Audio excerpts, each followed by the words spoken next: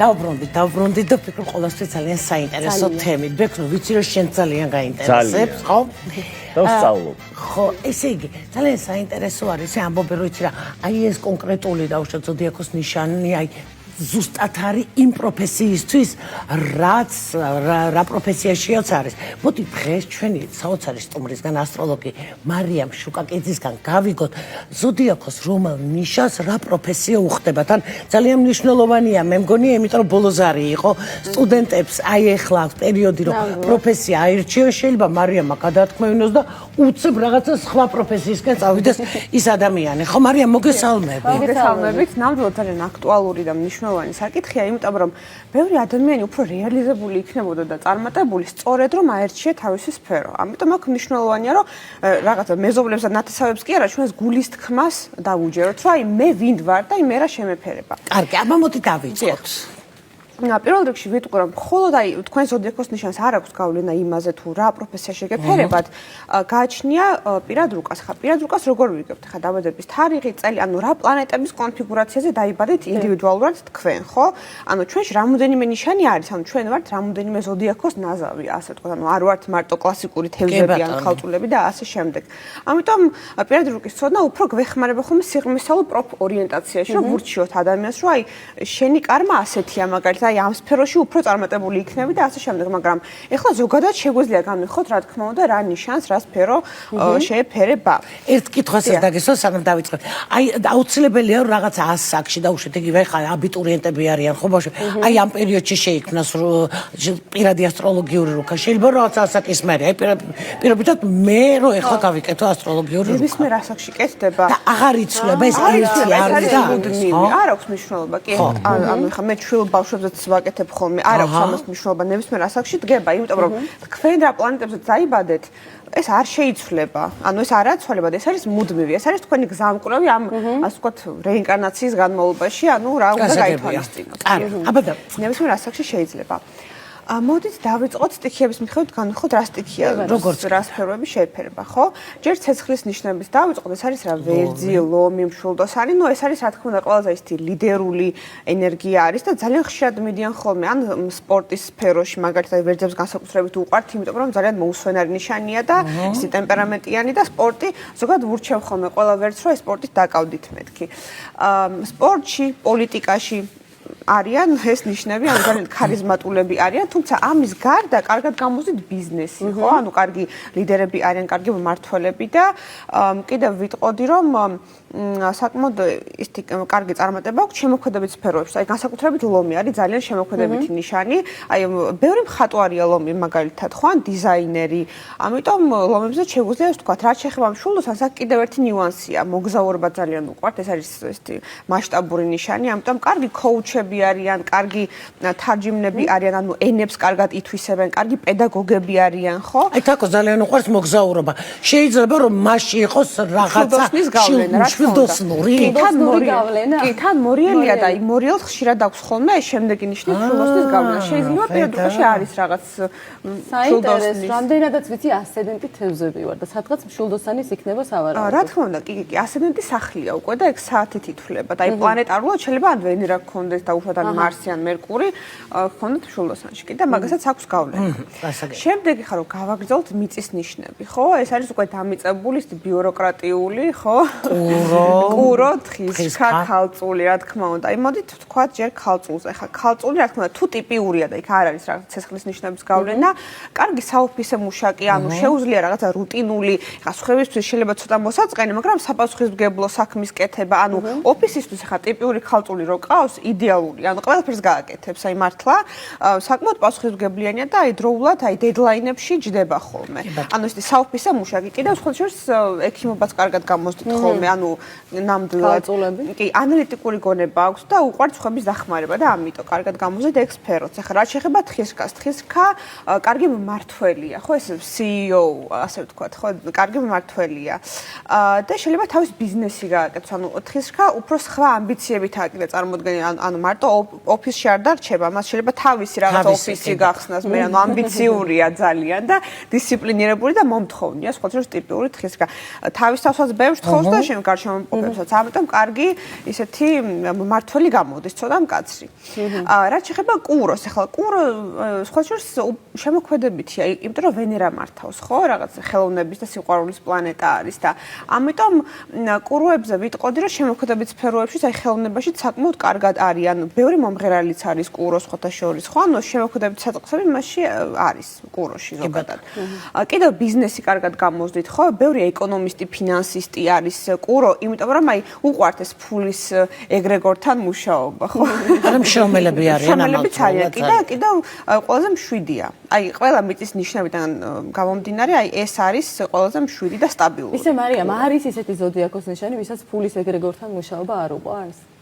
შეიძლება არ გამოსდიოდეს. შეიძლება არ გამოსდიოდეს. ხო, არ გამოსდიოდეს. აი იყოს ზედმეტად ხარჯველი. კი, რა თქმა უნდა, ეხლა ცოტა შეიძლება აქ პრობლემები იყოს. თევზები. არა, თევზები იმდენია მილიონერი დაგუგლე, არა, ეგრე არ არის. თევზებს გააჩნია, არა.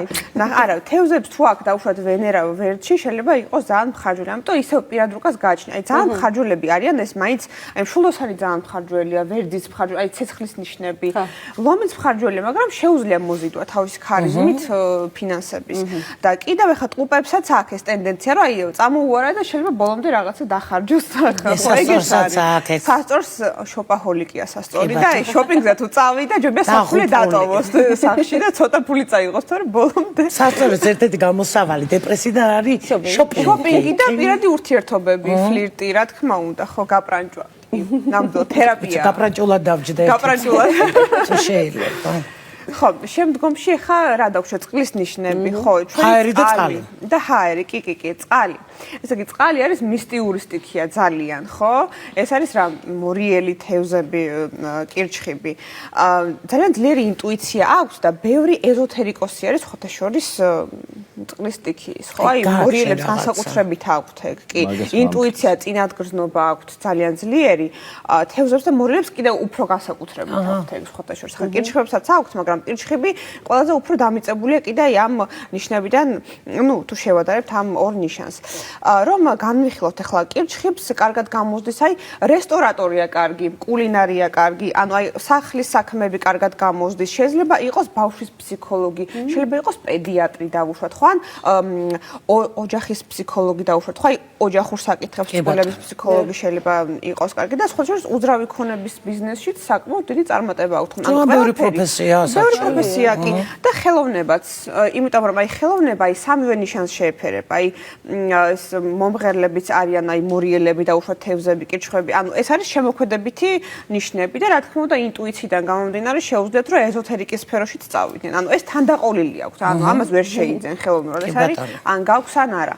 ეხლა თევზებზე რომ ვთქვათ, ეს არის ყველაზე რთული ნიშანი ალბათ პროფესიის მხრივ, იმიტომ რომ მრავალმხრივია, ანუ ბევრი პროფესია შეიძლება გქონდეს.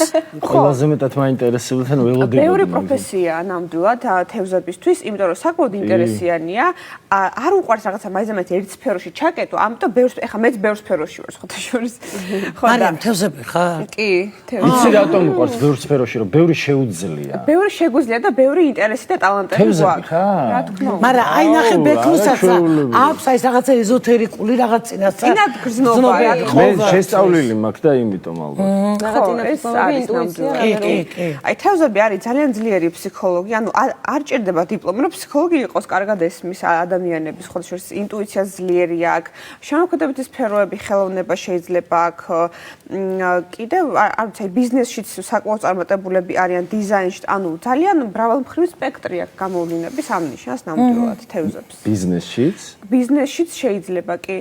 ოღონდ თავარია თქვენს ინტუიციას მიყვეთ, რომ აი რა სფერო მოგწონთ, აი ინტუიცია ეს გულის კარნახი მოკლედ, რაც მაგრამ თან რაღაცა ეს დაპირისპირებული არც უჯერებს საკუთარ თავს ბოლომდე ალბათ ხან უჯერება ალბათ არა. ეს ორი ნიშანია და ამიტომ აი საპირისპიროდ მოცურავე თევზები, ეს ძალიან საინტერესოა ეხლა თევზებზე 40 წუთი შეიძლება ვილაპარაკო, მაგრამ საინტერესოა. იმიტომ სასწორამდე უნდა მივიდე და 5 წუთი გვაქვს დარჩენილი.